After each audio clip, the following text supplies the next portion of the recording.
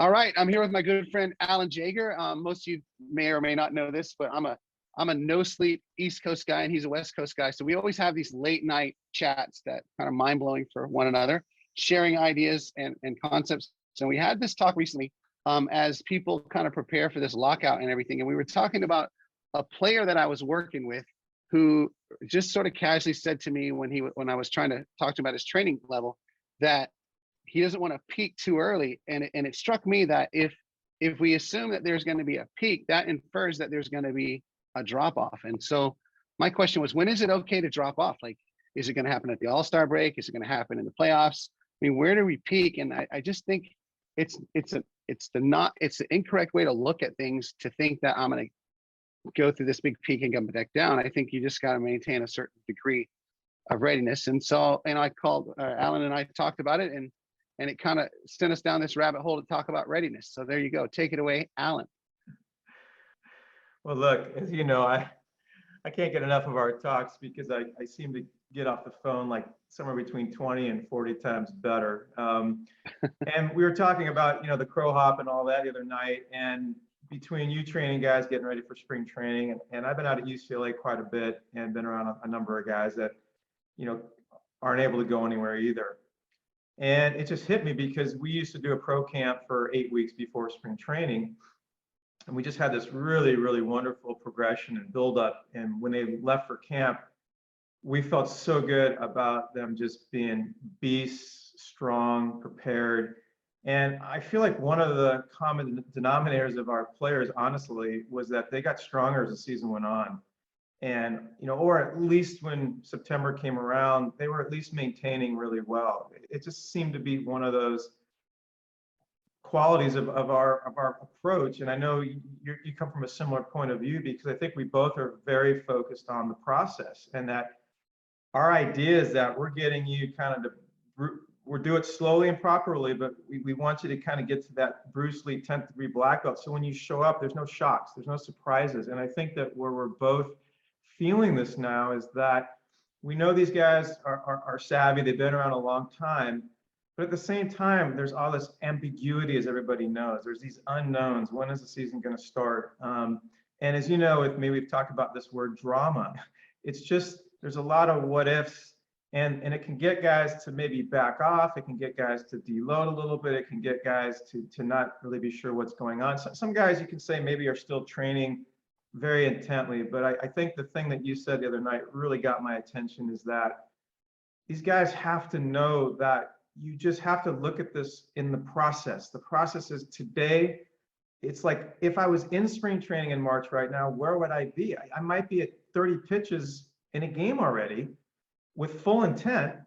And so I feel like we both love this idea of being almost beyond ready, but knowing that you are there now, and to not deload and to not back off and to not get into all the drama. But as I said to you before, hit the center of the nail over and over, and just keep getting better, keep stacking your base, keep getting stronger, and then put yourself in a position where if you get a call tomorrow, you're salivating. You're like, man, awesome, because I am absolutely there. So, I mean, for starters, I'll go there because I know we both have a few more things to share. So I'm going to kick it back to you with that. Yeah, you used the word drama, and I've talked about it like uncertainty, right? We have this high level of uncertainty, and the enemy of performance and the mental game and performance physically is uncertainty, because in business, the enemy is uncertainty. If you don't know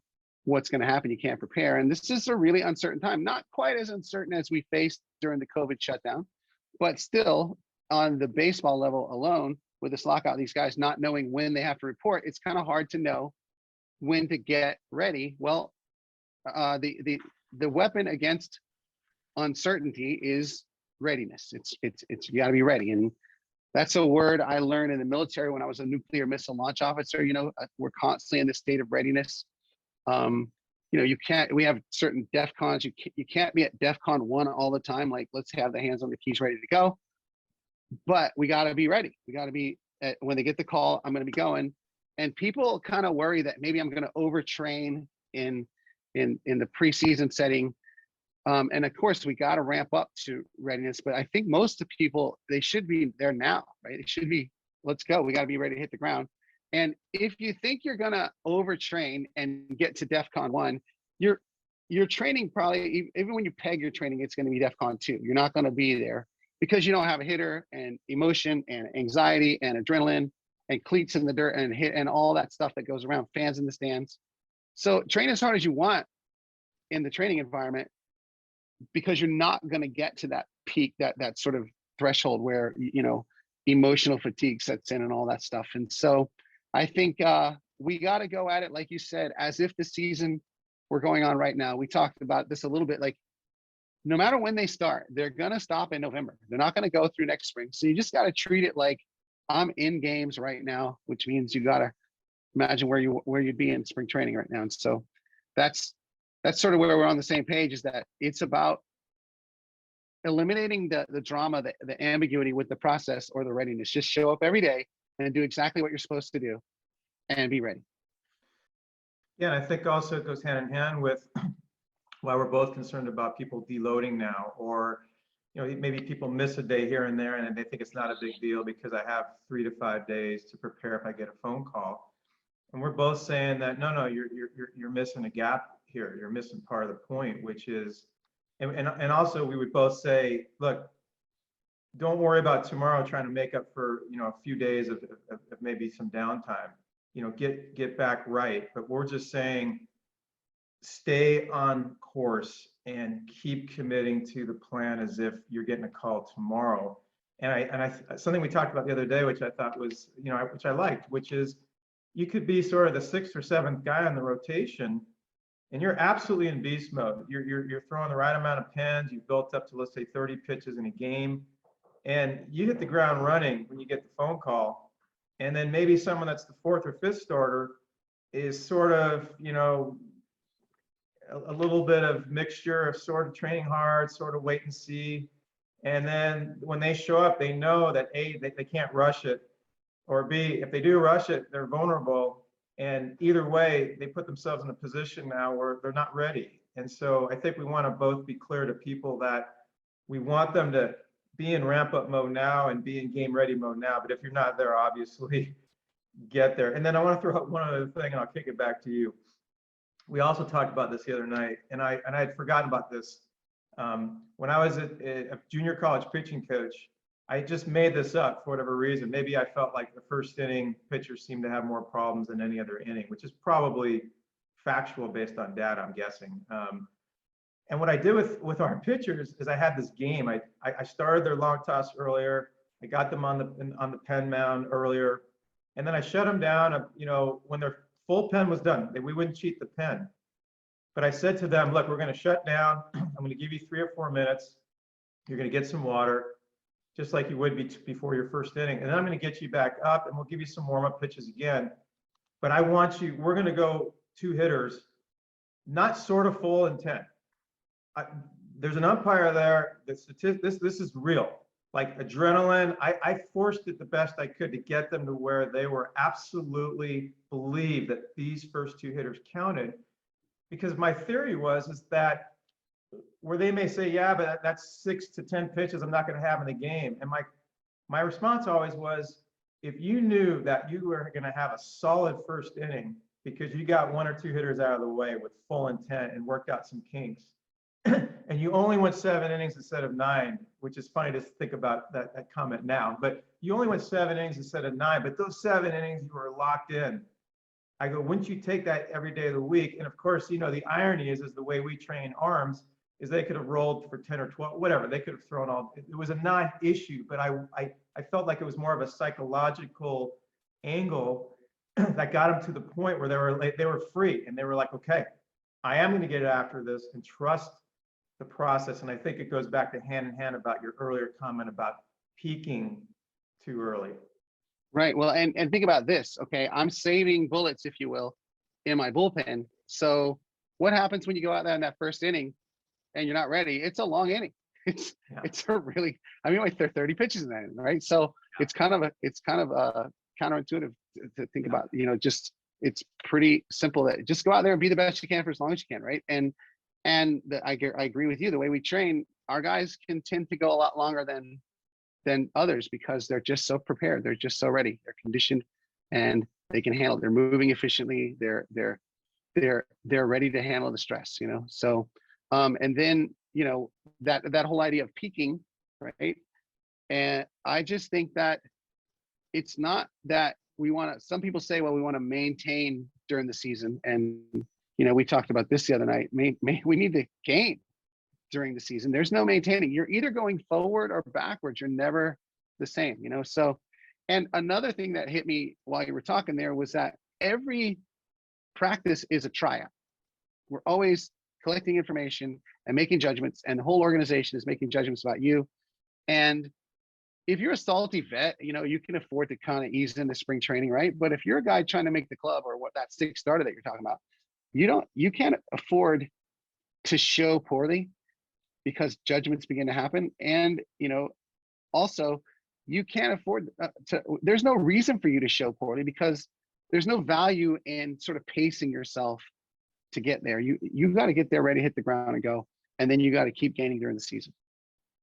And so that point is imperative, because you said that is one of the concerns of a player that's in professional baseball, because the people on the other side, in fairness to them, they've got to make decisions. I mean, they're making decisions on their major league team, right? So they don't have time to mess around. So in respect to them, that's the other reason I love this analogy about being like Bruce Lee, 10th degree black belt, ready to roll. And as you said, you probably can't even get there if you try, because of adrenaline factors, but still, so get to the 9th degree black belt. But the point is that the organization, in fairness to them, they don't have time to figure out, well, maybe you're at 82% instead of 97%. And also, as we know, the player is going to feel that sense of like adrenaline. I'm here, I've got to perform. We're breaking in 3 or 4 weeks or whatever it is. And so if you were in the 80 percentile instead of the 97 percentile, now it's dangerous, because now you're obviously going to feel like you have to show well. They have to make decisions. Now, if you're a 12-year veteran and you're the number 1 or 2 guy on the staff, you could probably get away with a lot. But we're both talking maybe about those tweeners between 3 or 4 and 8. And again, showing up to spring training, I think that's the thing we're trying to get people to really understand is, don't have any ambiguity about this. And also, what I love about this conversation is that when a player goes out to train tomorrow, this hopefully gives them confidence and gives them energy to say, oh, you know what? I don't have anything to worry about. I don't have to think about anything anymore. I just have to get after it, get right, get healthy, get strong. Forget about the season. Forget about June, July, August, September. As you said, that takes care of itself. It's March 6th as we're doing this tonight. So the earliest you're going to be in spring training is whatever, let's say March 11th. It's already happening. And I think that's why we keep coming back to this idea of guys maybe backing off, the ambiguity, maybe even some guys deloading a little bit. And I think that's why we both feel inspired to share this. Yeah. Think about the mental side too. If you show up and you're not quite ready and you go out there, you know how you're a big mental game guy. You understand this. You know how mentally tough and self-assured you have to be to go get your rear end kicked in spring training, even though it's just spring training, and not feel bad about yourself. I mean, you want to go in there and have some success early and feel good about it. And feel good about it from a health, conditioning, training, preparation, recovery point of view. And we both know that you're a different animal if you show up somewhere and you are bull strong and you know it, and you've done the work, and you're already in a great recovery mode because of how hard and well you're training. And I think we both come from that background where we want guys to be, again, in that Bruce Lee 10th degree black belt mode, built up properly and progressively. But to get there to where now it's just we'll roll. And as you said, we can, instead of just maintenance even, we can continue to train. But that's because the base is so good. And what you were saying is that if you show up with any sense of the base being a little incomplete, that vulnerability instinct for an athlete at the professional level is off the charts. And so now you're fighting nature as well. And you know, one of my favorite lines, which I have to sneak in, is that nature always wins. So Always. work with nature. And I think one other thing too, and not that we would forget it, but we both are we're so passionate about communication. And I think we have to make sure we get this in as well, that for players that show up, again, the organization is going to do everything in their power to make sure that they support the situation and do things properly. But as a player, you have to be really, really honest, and you have to communicate. And if you're in a car for a couple of days driving to Florida or Arizona, whatever it is, or you deload a little bit, it's just critical that you communicate to the organization. So, because as we both know, there hasn't been communication for guys on the 40-man roster and the coaching staff. And so more than ever, I know this is important to both of us. Communication right now when they show up is such a massive deal. Yeah, what a challenge for the coordinators. They thought they had a challenge during COVID, but at least during COVID, they could call people and see where they were and have an idea before they showed up. These people are going to show up and they're going to have all kinds of people in different states of readiness, and they're going to have to be really adaptable. And I admire all of them. They're going to do it. It's a tough job. But as a player, you have to communicate with your body and be honest with where you are. And then you have to communicate with the organization, let them know. And I'm sure they're going to try to do it back and forth. And it's going to be a little bit ad hoc on both sides. But, you know, the part of the player is to come there as ready as possible, as ready as you can possibly be. And that way you kind of make it easy for the organization know how to manage you. And in a funny way, I didn't think about this till you just said that, you kind of eliminate, I mean, you always need to communicate, so to speak, but in a way, if you are really ready, there's much less to talk about, because you're ready, you know it, they know it, they see it.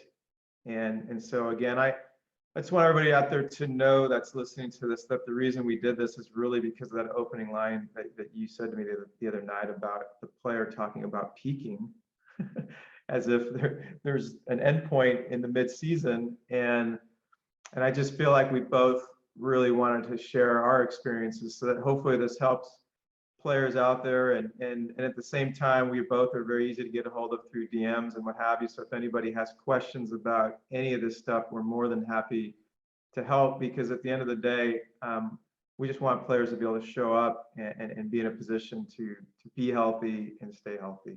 You bet. You bet. So Alan, thank you so much. Can't thank you for our friendship over the years. The late night talks we've had have always been inspirational. I learn something new every day, and it's fantastic. And you know, I know we'll keep doing it for a long time. And thanks for sharing this thought with these players.